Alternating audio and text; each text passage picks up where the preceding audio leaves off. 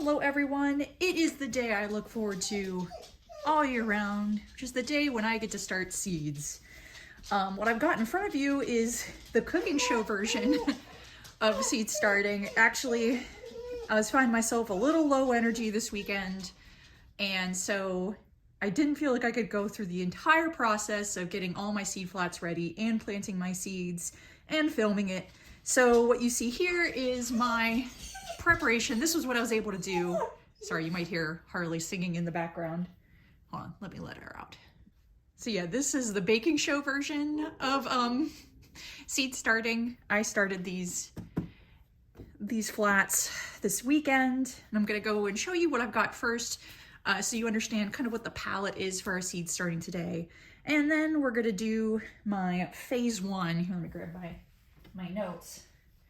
In a previous video, I went through and planned out what seeds I was gonna plant this year and when I was gonna do it, and I kind of broke things up into a wave one and a wave two, because what I've found through the years is if you try to plant everything, all your seeds all at once, that's a whole lot of work, and inevitably you find out you're missing supplies or don't have enough soil. So I start with the things that need more of a head start, and then a little bit later I'll come back and do my wave two. So today is wave one. And right off the bat, one thing that I decided to help here is that, we'll take a look. We got 1, 2, 3, 4, 5, 6 square flats. And the problem with my calculations was that I was gonna actually need 7 flats. So at the time I was like, oh no, I'm just gonna need to buy more flats.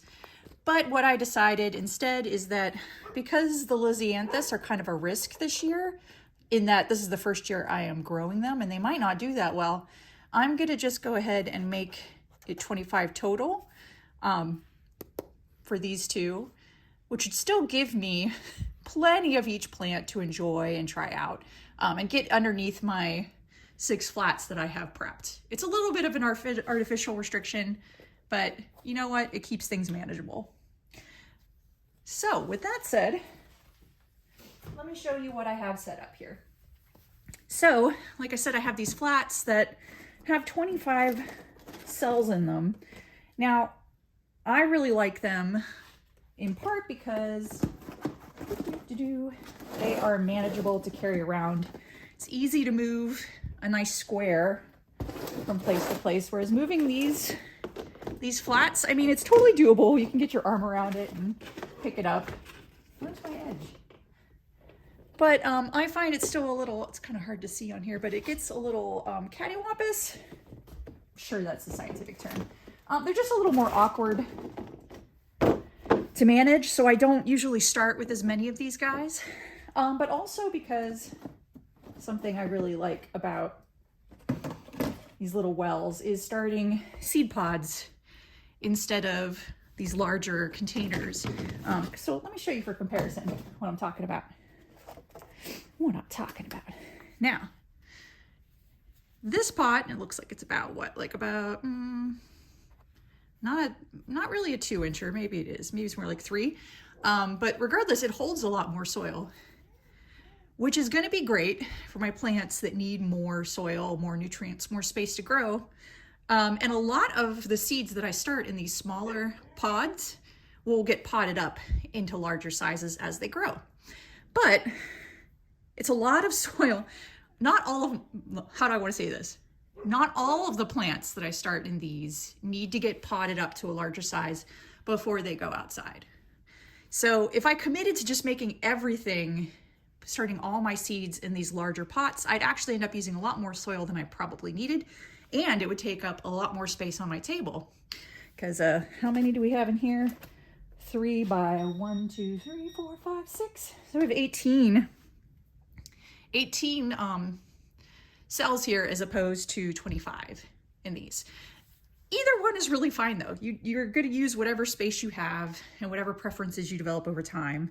But I've had really good success with starting in these pods. But there's one big difference I want to call out this year. Let me see if I can find a good example. Out of my way, lids. Wow, are they going to look so similar? It'll be hard for me to tell. Ah, yeah, here we go.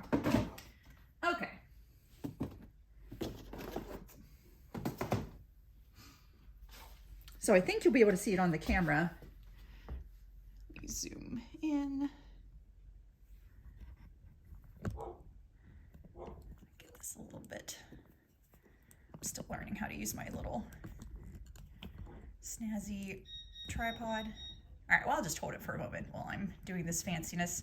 I have two different kinds of plant pods for starting seeds. The ones on the left are the ones that I've been using for years and years, which are made out of peat.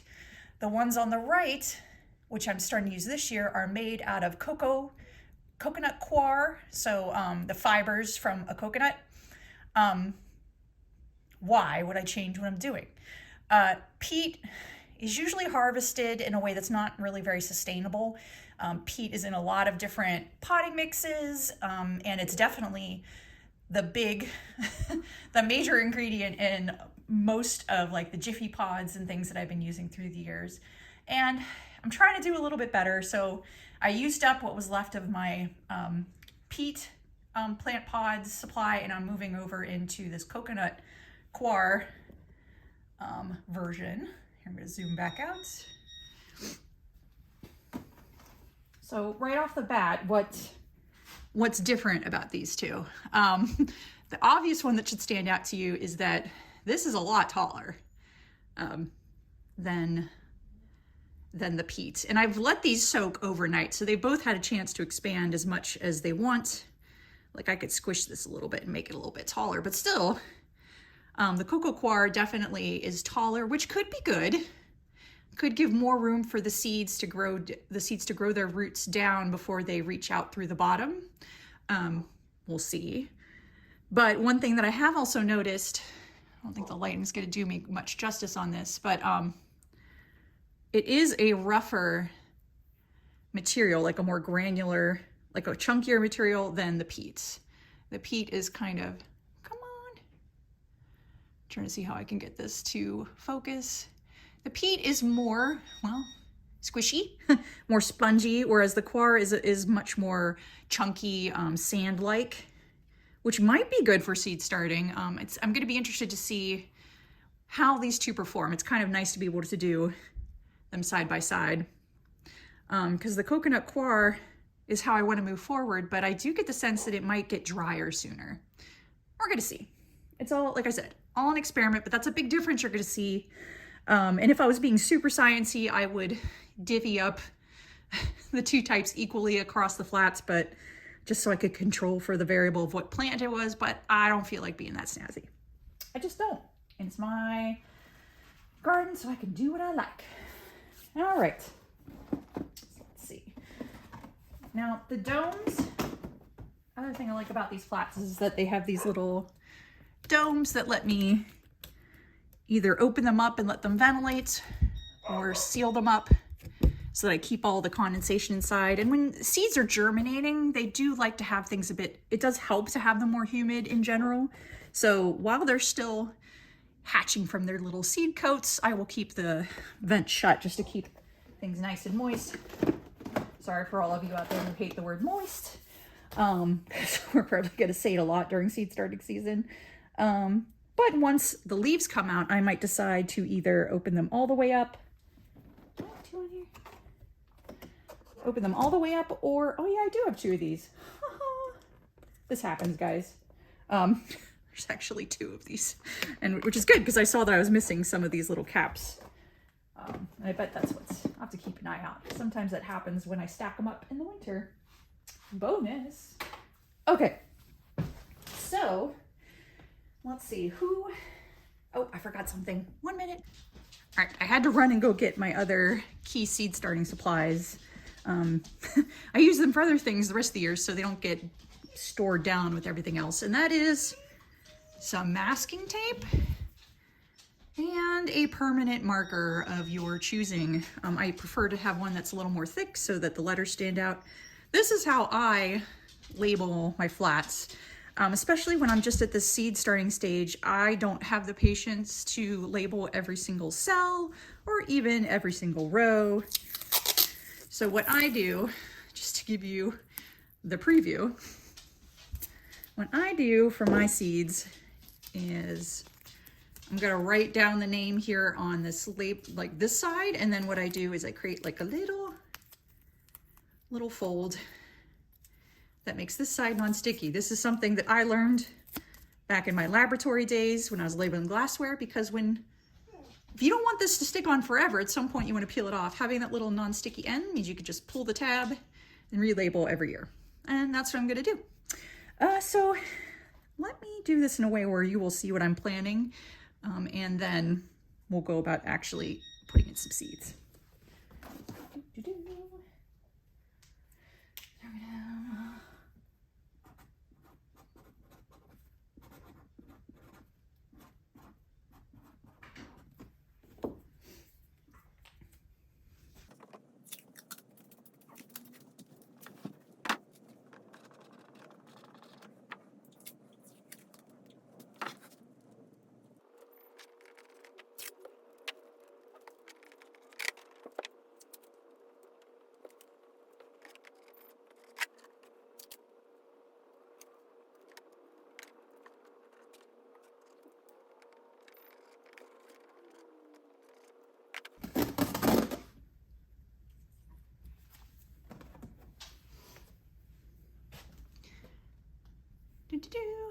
All right, at this point I have labeled, oh, this one wants to pop already, labeled my flats with what I want to fill them with. You probably won't be able to see all the labels, and this is not where the label is going to go in the end, but for now it helps me keep track of where I am in this process. One thing of note is that when I was looking at my list, oh my gosh, no, you don't have to go out. The neighbors are out and she's very excited. So something interesting here is petunia. So I have blue sensation petunias, but I only have 20 seeds. So I thought I have one row left, because remember there's 5 cells. So I'm gonna put some of my Lisianthus, like one more row of my Lisianthus First Love in there. So I'll actually have about 25, and then I can actually do 30 of the other Lisianthus Picotee. This is going to make more sense when we get there, but point being, if I have one row that's different, I just indicate it here on my tag. I'm,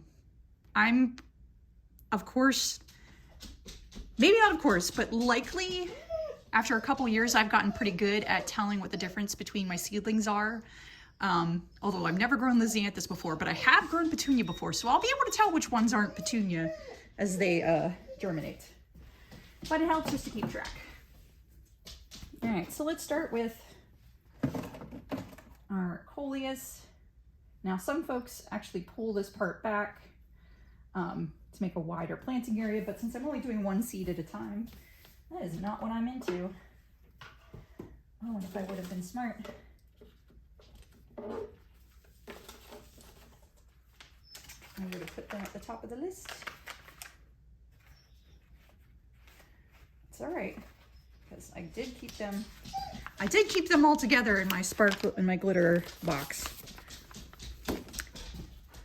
All right, so we're gonna start with our Wizard Red Coleus.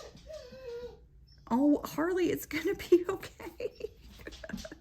And I have a feeling these will not be pelleted, so these could be some really itty bitty seeds. So let's see what we got. Oh, I know. Oh good, they're in a tiny. This is what I'm talking about. Coleus seeds are very, very small, which is why I didn't mention it, but this is going to be my Coleus that I collected from seed last year, which I'm just going to sprinkle like a crazy person. The seeds over the top. I'm not going to be as precious. Oh, this is probably more. She's going to cry through this whole video. I can tell. That's okay. Just so you can see. Oh, they're so little. I'm going to try my best not to lose any. The other good news is that it's a lot harder for them to count exactly a certain number of seeds. I can see one extra in there. I'm not going to fuss over it unless I absolutely need it. See, look. So what I'm gonna do, each of these tiny little seeds, just kind of press it in and then drive my finger in between because I don't want to necessarily have the seed get stuck. Now there's a pretty good, decent chance that not, oh my God, so tiny. There's a pretty good chance that I won't get germination from all of these guys, and that's okay. I probably don't need 25 coleus seeds, especially because, oh my gosh, girl. Especially because I am planting a whole nother seed flat of all my favorites that I harvested last year. But even just a few will be enough. So that's why I'm kind of not being so, I could drive myself just crazy here because like they're so tiny. Often, like when I buy them from Burpee, they're usually pelleted, which means they just have like a little, I was gonna say candy coating, but it's not really to make it tastier. Oh, did I skip one? I think I might have. And there's a chance that I'm gonna double plant some of these too, and that's okay because I'll just thin them out. Oh my goodness. Poor Harley. She really wants to go outside, but she was just out there. And I hear her. It is starting to look really beautiful out there, and I can understand wanting to get out in the middle of it. Now, there are definitely more than 25 seeds in here, but not by much. So I'm just gonna kind of sprinkle what's left. And I'll put an extra one there. Okay, and that's it. Coleus don't necessarily, like I said, I don't feel like I have to be really careful about planting coleus deep, seeds deep in the soil. It's part of why they're one of my favorites. And what I'm gonna do is actually put the tape, oh Harley girl, on the side so that I'll see it on the side, but it's not gonna block any of the sunshine. All right, and that is one plant down. Oh my gosh, the brain of dichondra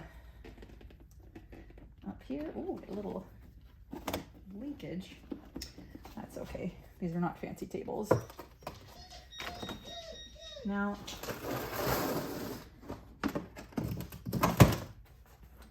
look at this. We made the experiment happen without even trying. Dichondra Silver Falls is one that I'm planting a ton of because I found out it's kind of wimpy all on its own.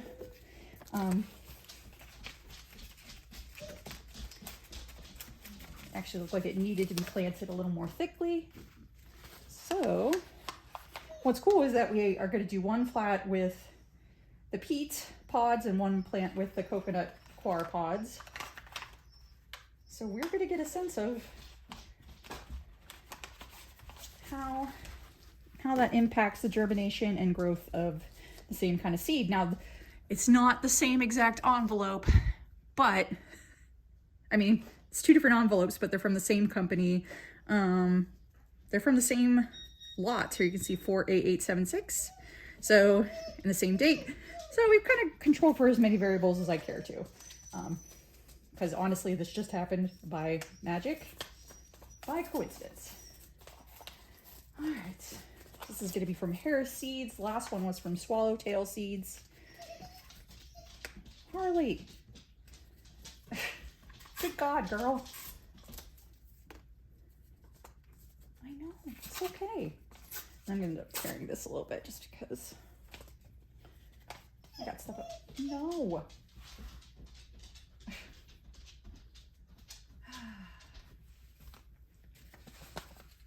Okay.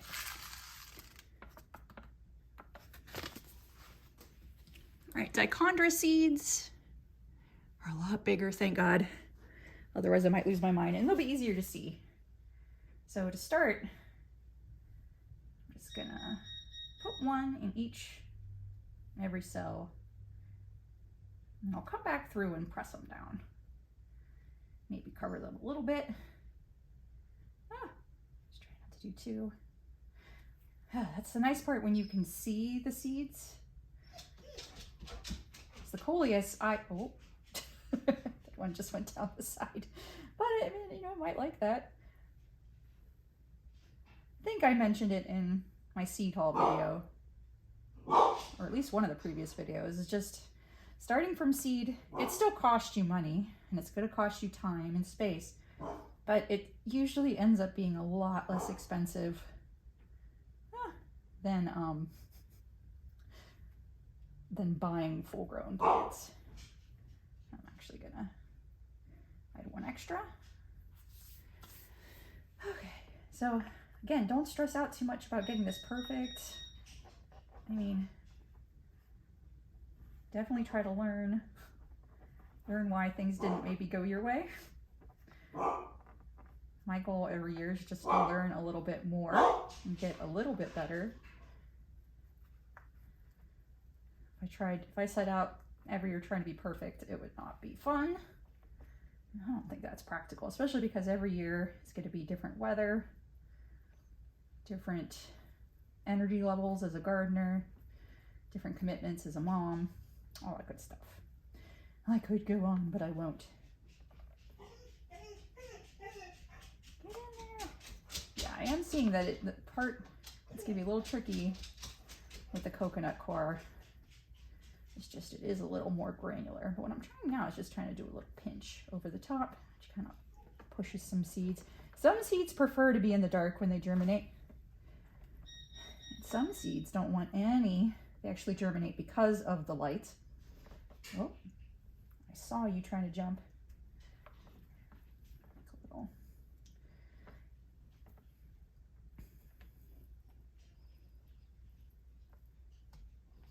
And I'm not seeing any special instructions on here about germination. So my assumption, I mean, I'm looking at the envelope, which you should always do. Sometimes I forget, especially if I've planted something before.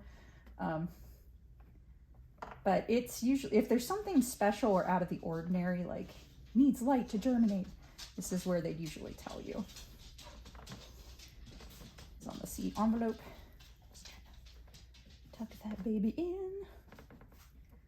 All right, that's one dichondra down. Actually, this is a really nice, oh, you can see where I put the, put it on the side there. For those of you like me who kind of have a back that isn't so great, it's nice to actually bring your planting surface up to you. And that's one way to do it, is to stack your little planting trays. I can sense that there's a seed up here, but it might be in the glue.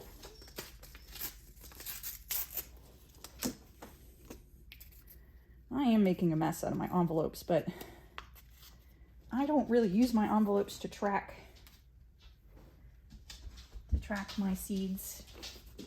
I use all the methods I've already shown you, from Pinterest on to just writing it out, and of course making videos. You thought that I was making videos to help all of you? No. Oh no, I just squished one out to the side, but it's, oh. I don't want to do that. I don't want to lose these guys. Okay. I know there's extra, which is good. Still. Yeah, no, the peat, it's easier to kind of stick things in and cover them up a little bit.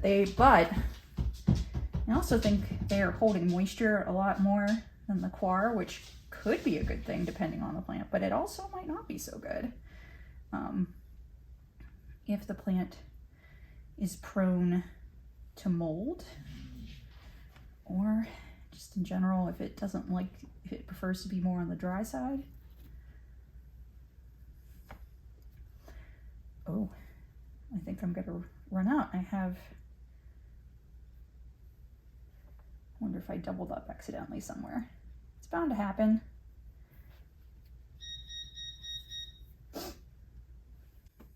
Well, I'm just gonna live with it. I have two that I definitely didn't get anybody in. Usually though, with the seed companies I bought from, usually they always add one extra. Like normally I'd end up with 26, but I did at least drop 1 or 2 down the side here. It happens. Again, really seriously, one of my biggest goals for you, if you're watching these videos, to learn how to garden, is to please, please, please tell your perfectionist side to shut up. Just don't let it bother you if you can help it, or promise to use it as a learning lesson for next time, because this is not an exact science by any stretch. Okay, so now we're already halfway done. Well, with these guys, I do want to plant this, but this part's gonna be easy. All right, so let's go ahead and do the Begonia whiskey. All right. Let's see, there's my Lysianthus, Petunia. Oh yeah, it's only the biggest. It's only the biggest package of them all. This is from Hero Seeds. It's like sealed. I think actually there's a ton of these. Oh yeah, this is the one that has like 500 seeds, which I will not need, but this one I think I will try to save. Because if I really like it, maybe I'll start more next year and buffer. It was not that expensive to buy 500 seeds, or else I would have remembered. But these are pelleted. Oh, where's my camera? See how most seeds don't look this uniformly white and shiny? At least not that I've seen. There are 500 seeds in here. And so I'm going to kind of take some out. Actually, with these guys, what I was seeing was really nice. I'm not actually dropping seeds right here. I'm actually just using my finger to make like a little bit more of a divot, because what I was noticing with the peat pods is that they start with a little divot in the middle. And I think that might help. Number one, it'll definitely help me keep my seeds from popping off the side quite so much. But also might help them get a little deeper in the soil. Get a little more surrounded by moisture that will help the seed coats be easy to break through. Okay. All right, let's go ahead and get started. Oh, and already I'm accidentally adding more than one. I might just do that a little. Oh, geez, that is more than I wanted to do. I don't think I want like 5 in a pot. They're still tiny. So yeah, this is my first time growing these guys, and I'm not sure what the germination rate will be like, or whether or not there's some plants like tomatoes that you really want to thin out, give them space to grow. My coleus are like that too, because they can all on their own take up enough space. But I'm not sure with these impatiens, so I'm just going to give it a try. I can always pinch off one of the seeds. All right, and that's it. Like, I think I've got about 2 or 3 seeds in every single one of these. We'll see if that was a good idea or not.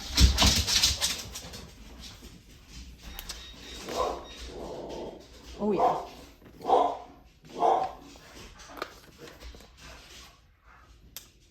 Guess what, Mom? There's a neighbor here. Well, not a neighbor. It's probably a delivery.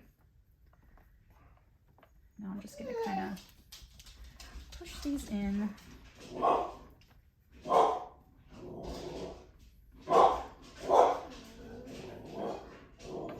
All my dogs act super terrifying.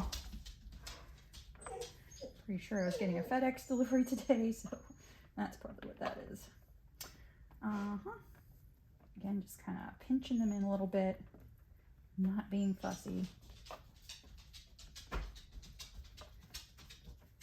I need to be fair. I think there's some plants that I haven't done well with that maybe need that level of fuss. What I would call fuss is just their healthy boundaries,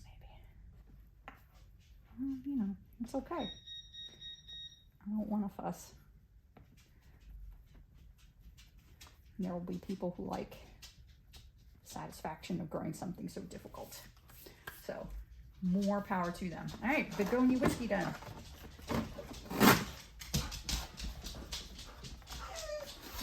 I know.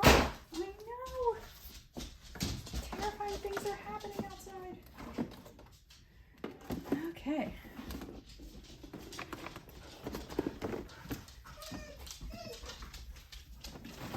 Now,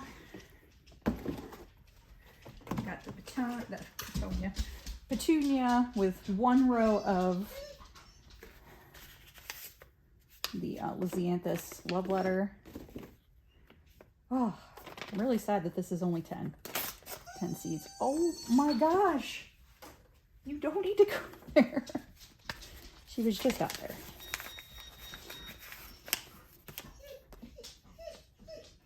Ah, here we go. Winner, winner. Chicken dinner. Here needs light to germinate. That's where I'm not even gonna bother tucking these guys in because they won't want it. Oh my gosh, and again, pelleted seeds. Oh, they're so tiny, and there's only 10 of them in there. Let's do ourselves a little favor and make sure we've got a good landing spot. And it looks like they're gonna get all peat, which is fine because I know that has worked. You know, in worst case scenario, petunias will always be available at my local garden center, but sometimes if you want a certain color, you gotta start them yourself. All right, tapping out. Anybody? Oh, no static cling. Drying off my fingers. Got 1, 2, 3, 4, 5, 6, 7, 8, 9, 10. Oh, and I got 11. And I'll tell you what, who's going to win out versus Lisianthus and Petunia this year? Petunia. If I need more space, I'm growing more petunias. Not because one plant is superior to the other inherently, but because I have grown them before.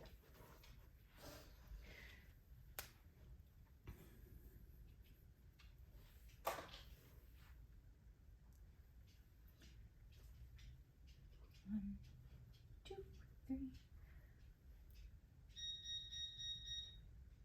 4, 5, 6, 7, 8, 9, 10. Yeah, they did it again. See, I told you most of the time, seed growers, at least the ones that I've worked with, always give you 1 extra when it's such a small amount. And so each one of those packets had 11 seeds, even though it said 10. So that was nice. And I'm not going to tuck those guys in. I'm going to start in on my Lisianthus, which irony is not lost on me that I bought the Lisianthus because I thought it'd be a great thing to start super early, and now I'm just really starting seeds on time. More pelleted cells. See how these are just tiny, tiny. And the other reason I try to keep my fingers dry is with pelleted cells, the coating is meant to kind of break down as it gets wet. So if your fingers are wet, then the coating will actually start to smush. That is definitely, again, the technical term, smush down off the seed and kind of make a mess. Probably won't hurt the seed, but okay. Really only got 3 Lisianthus in here, but at least I know which row they'll be on.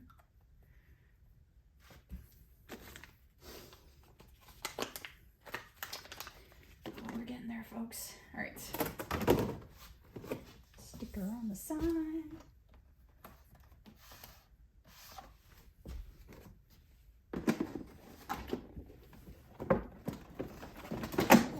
I'm really blessed to have south-facing windows. These 2 big south-facing windows that let me start seeds here. I will be putting lights up later in the season, like once they start germinating and the leaves come out. But for right now, and even with just those lights, I haven't had as good a success as having them in this window where they get like a full spectrum situation. Anyway, I digress. Time for our Lisianthus picotee, and then we're gonna do kind of finish out with 2 rows of F1. Oh, I'm sorry, of the First Love F1 pelleted. F1 just talks about what generation of seeds it is. It's not really the color. Again, this is just a different color of Lisianthus.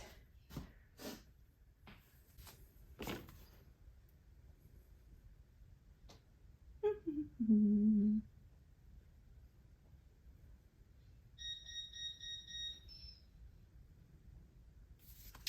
right, just looking for anything specific. Really what it's telling me is that once the lids, like once it germinates, make sure there's not a lot of moisture around the plant.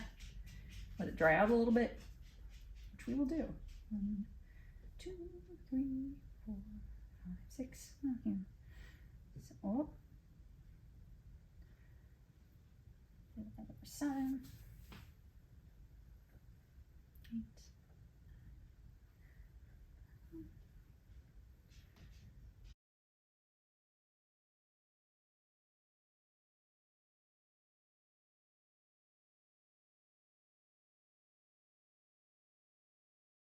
Now this is where I have to be very careful because these are actually, I'm gonna solve this situation right now.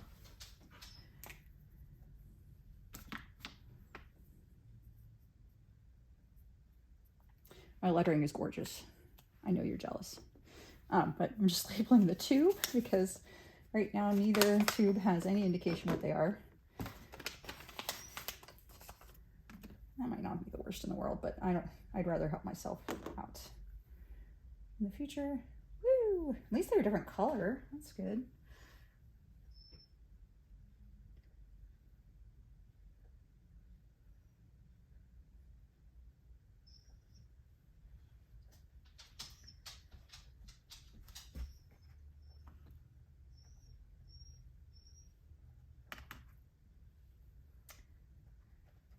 I forgot to do my little trick to make a little hole ahead of time with these guys. Woohoo!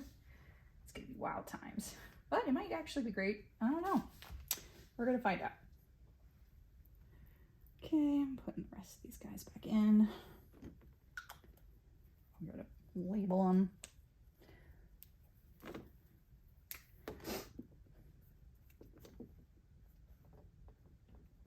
There we go. First Love. Okay.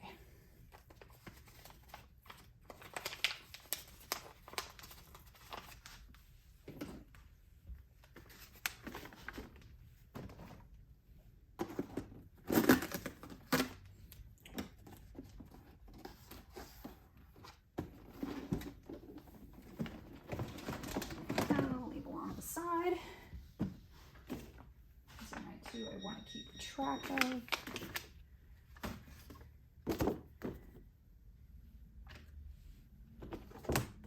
All right, now we're going to do the big boy. Oh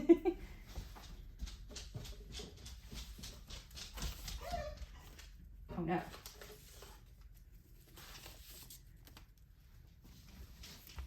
And technically I have 3 different coleus that I want to plant. So I'm going to do them.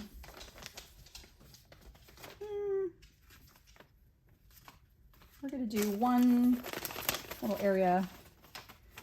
I collected all these different ones. They've cross-pollinated, so there might actually be more variability in what they actually show up on as.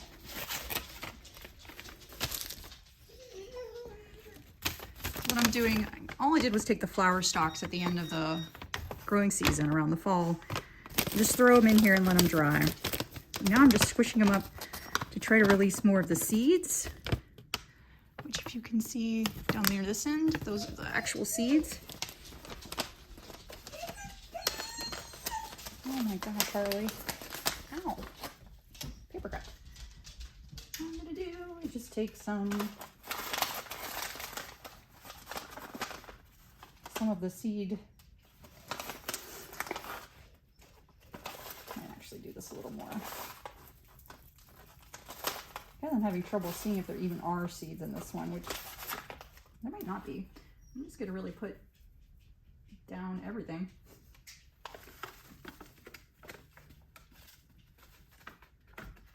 And maybe you're saying, wow, Amber, that's way too many seeds. Yeah, it is. We will come through and thin these out. Oh, wow. All right, the Static Scream is the other one that I picked out in particular. Cross-pollination means they may or may not be anything like the plant I harvested. That's okay. Some of them might be. Girls. I'm just gonna...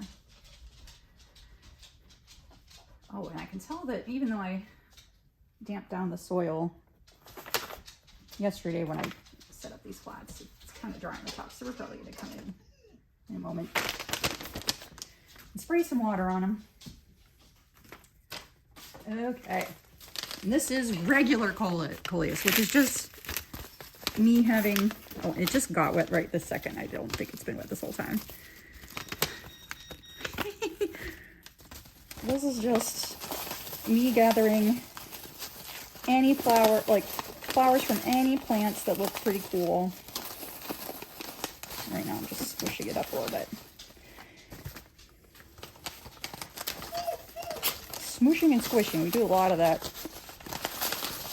in this video. Let's see if I can get you a really good shot of what the seeds look like, but I feel like she's just being really difficult. They are really tiny. Well, you know what?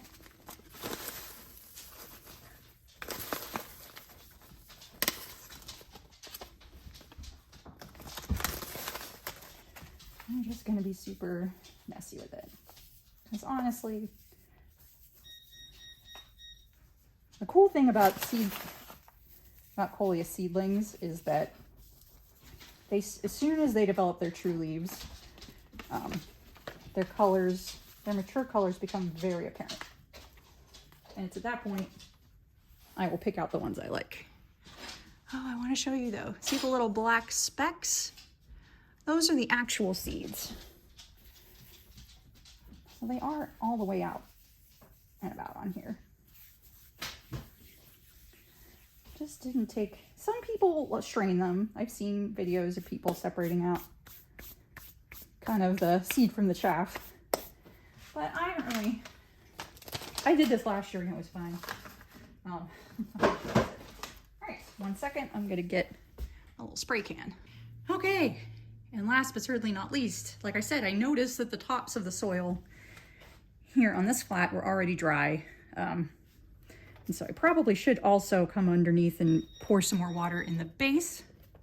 But I'm also gonna go ahead and mist the top of the soil because that's where the seeds are. Now, I'm misting instead of pouring water on top because that's gonna make the seeds kind of roll around and collect in all kinds of weird places. It'll probably mean I'll have to thin out the seeds more than I want to because they'll already start growing too close together.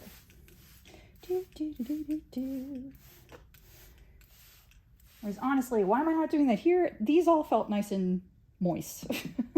There's that word again. So I don't feel like I don't want to overwater them, and they'll have the domes on to keep the humidity trapped inside. So I'm not too worried about it. Now I didn't label this one because I know exactly what it is. You don't have to label things if you either like surprises, which I've definitely done. Especially with my amaryllis bulbs. I feel like I never label them right. But anyway, that's a story for another day. That's it. Wave 1 one of planting complete. So at this point we have planted all of these beauties. Next round is going to be our tomato, some more flowers, our stock, geraniums, and impatiens. And that's going to be all we start inside. And by that time, I don't know, I feel like by the time we get this done, we'll start playing around outside more because we'll be wanting to get places ready to start seeds outdoors. That's my prediction. Right. And I almost forgot. I wanted to give you a preview of what's going on at the other plant table right now. Number one, I'm battling back all the clutter that any horizontal surface accumulates during the non-growing months. So forgive my flip-flops right there, some plushies and hats. It's a work in progress. What I have, careful. What I've done here is start my geraniums. I actually overwintered. Zoom in. Let's see if I can get this. So up there in the top corner are my geraniums. They're red. I had them on my porch last year and they were really beautiful. And this is my second year just pulling them up before frost, letting them dry out. And then in the spring, just cutting back the stems to a regular height. And they're already starting. You can see how some of them are already starting. Well, some of them already had these leaves as if they could just sense that it was springtime, but they're looking really good. Behind them, let's see if I can get this. Here, behind them, right here, these are both cuttings from my mother-in-law's geraniums that she had out at her lake house. So these were red on my porch. These were pink, like a coral pink. They're really pretty. And so these I never stored down. I just grew them as houseplants over the winter. They started off as tiny little cuttings and now they're looking really good. So I'm excited about that. See how they do in their first year at my house. Through here, 1, 2, 3, 4, 5 are my amaryllis bulbs. Normally I start amaryllis in the fall. Like the bulbs, usually I rehydrate the soil and get them started so that I have something blooming around Christmas time. It didn't happen this year, and this is a fun experiment to see if, having waited as long as I did, if they'll still start. This one in the back actually is a new amaryllis I got at Christmas from my sister and my little niece. And so it's already flowered and you see the leaves starting to come up. And that's what we're going to be looking for eventually with these guys. I actually see there's already, let me see if I can zoom in for you guys. You can see there's already some green here. Hopefully these all are still very viable bulbs and they're going to produce beautiful flowers. And as I was saying before, I always get surprised with my amaryllis bulbs because I rarely label them. Like right now, I only have one that's labeled and that might not even be the right label. So we'll see. I too like to live dangerously. And finally, let's see, right here, oh, I wish I could like pinch right where I need to be. Right here, you'll see this pink bulb. These are some elephant ears that my mother-in-law's friend sent my way.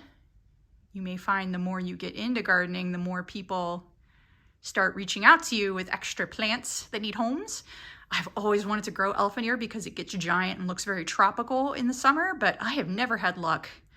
But I'm excited that maybe if someone else started these and they've done well, they'll do well for me. And that one already looks kind of promising because it's kind of pink.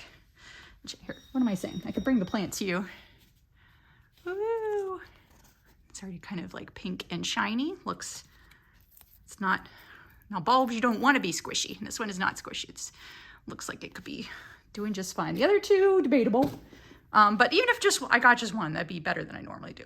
Anyway, these are also being started, although not from seed, either from bulbs or from roots. And they take up a lot of space, but they are glorious. Yeah, that's it. Again, wave one, I don't start all my seeds or all my plants all at the same time, in part because that'd be exhausting, but also because real life means having to clear space for your plants. But I'm getting there. Hope you're getting there too. Looking forward to seeing you guys in the future videos, next wave of planting, and as we start to get outside and see things start growing in situ, in their natural-ish habitat instead of in all these little pots. Take care. Bye.